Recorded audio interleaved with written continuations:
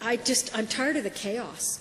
As a citizen, I'm tired of opening up that paper and watching the minister point his finger at the administrator for Alberta Health Services, and the next day you open the paper and the executive from Alberta Health Services is pointing their finger back at the minister. It just isn't helpful. And there's a lot of chaos that goes with it. And that's one of the things that I am most disturbed by, is that lack of stability and consistency in the system. So when I look at Bill 17 and I go, will those questions get answered for me? No, they won't get answered for me. Will this create stability and consistency in the system? No. Will this answer the questions we all have about who's the boss, Alberta Health Services or the minister? No.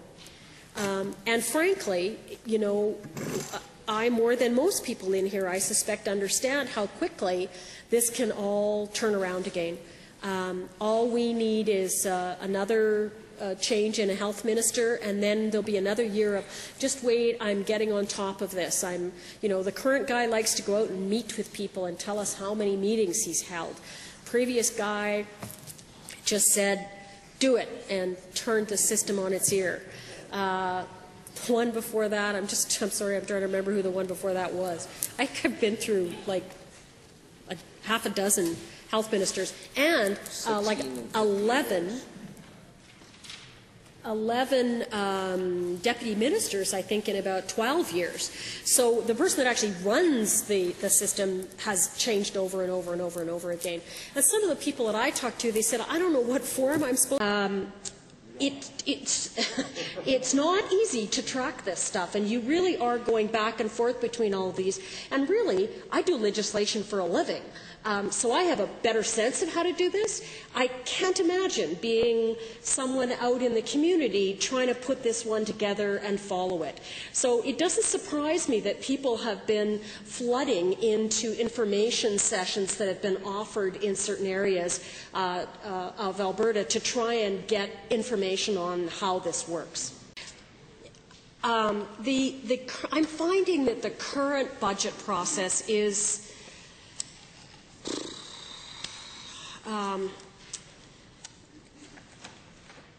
it's not very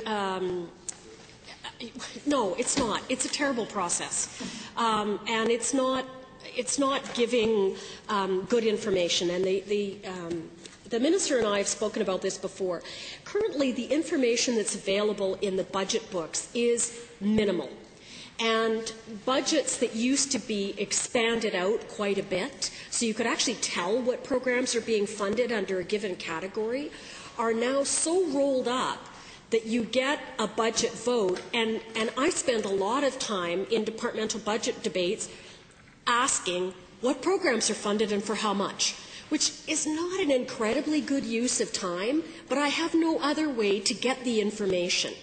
You know, we get this very short description, and there's millions, sometimes billions of dollars. AHS appears, Alberta Health Services appears as one line in the health department budget, and it's billions of dollars.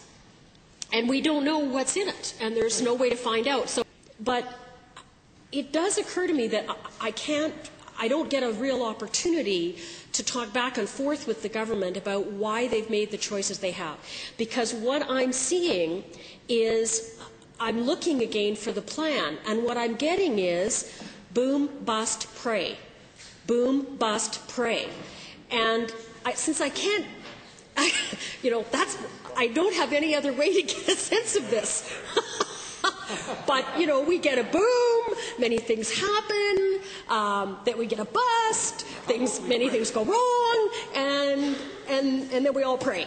And the government leads us in prayer in trying to hope that we get another boom, and then we go into another boom cycle, because already people are talking about employment figures are up, housing starts are up. They're talking about another boom starting to happen in Fort McMurray, activities going up in the support services around Edmonton.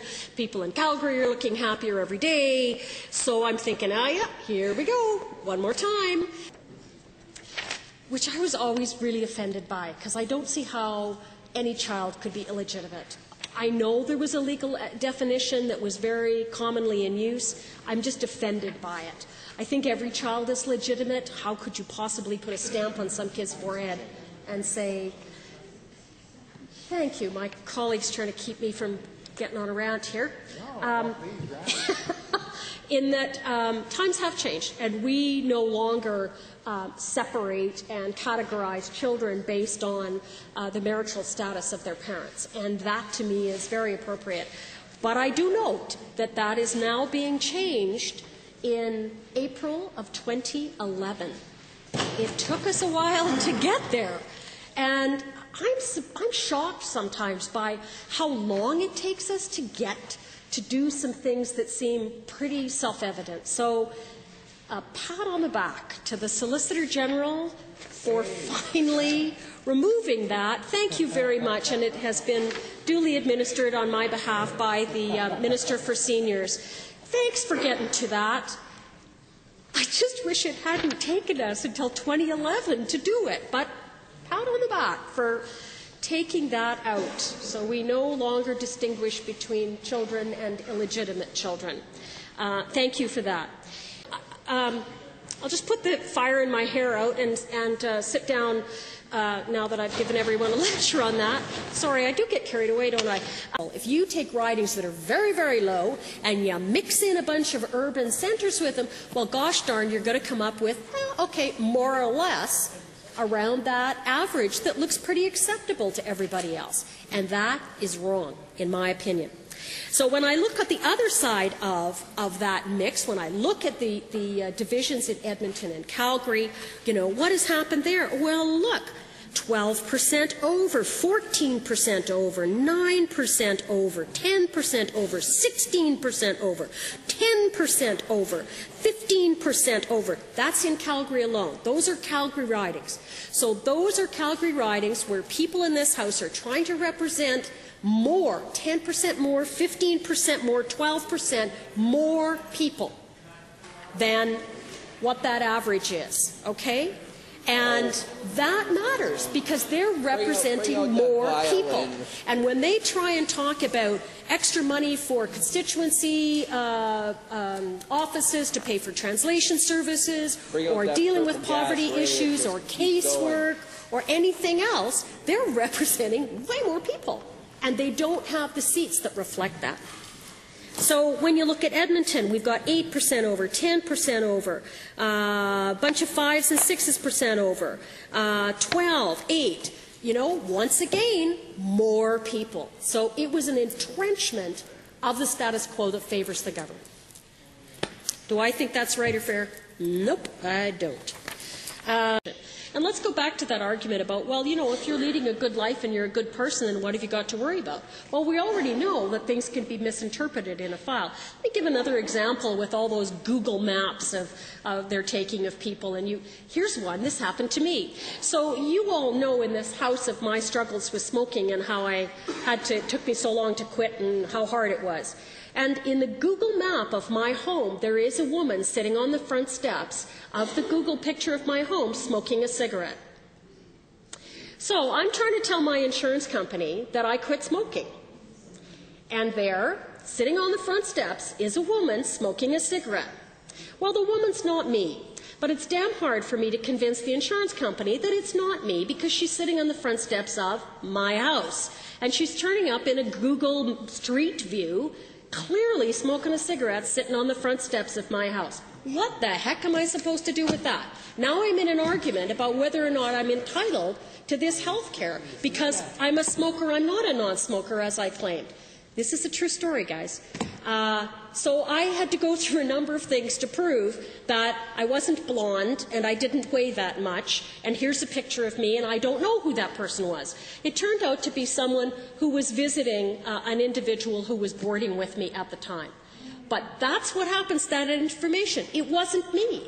But she was smoking, sitting on the front steps of my house. Therefore, I was in trouble with the insurance company that I had applied to get a better rate because I went through all that hell and agony to quit smoking. So you start to get a picture here that this is not a perfect system, right? And as people collect more, and I did nothing wrong there. I did everything right. I quit smoking.